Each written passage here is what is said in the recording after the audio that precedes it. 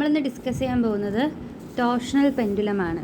അപ്പം aim of the experiment എന്ന് പറഞ്ഞാൽ to determine the rigidity modulus eta of the material of a wire by a torsional oscillations. നമുക്ക് കണ്ടുപിടിക്കേണ്ടത് rigidity modulus. നമുക്ക് കണ്ടുപിടിക്കേണ്ട സാധനം എന്താണ്? Rigidity modulus. ഓക്കെ, അപ്പാരറ്റസിൻ്റെ കാര്യമൊന്നും ഞാൻ പറയുന്നില്ല, നമുക്ക് ഡയറക്റ്റ് തിയറിയിലോട്ട് പോകാം.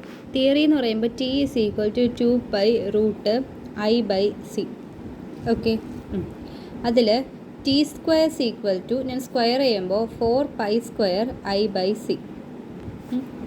C is equal to 1/2π(r⁴/L).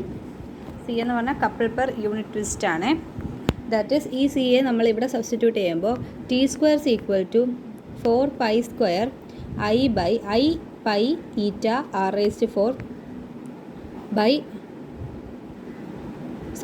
C താഴെയല്ലേ വരുന്നത്, അപ്പം മുകളിൽ 2L വന്നിട്ട് π(r⁴) അത് വരും.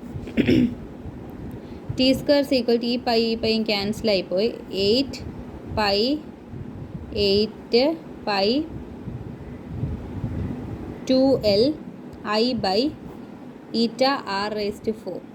അതിൽ ഞാൻ ഈറ്റയെ ഇപ്പുറത്തോട്ട്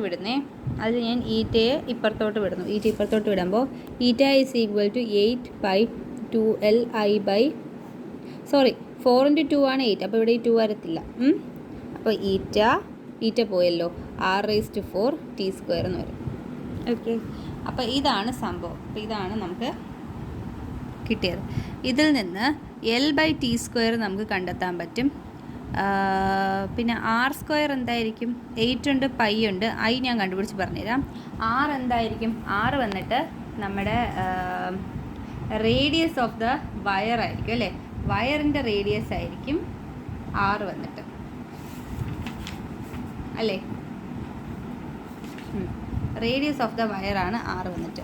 പക്ഷേ മൊമെൻ്റ് ഓഫ് ഇനർഷ്യ വരുന്നത് മറ്റേ ഡിസ്കിൻ്റെയാണ്. മാസും ഡിസ്കിൻ്റെ റേഡിയസും. നമുക്ക് ഓരോന്നായിട്ട് കണ്ടുപിടിക്കാം. ഓക്കെ.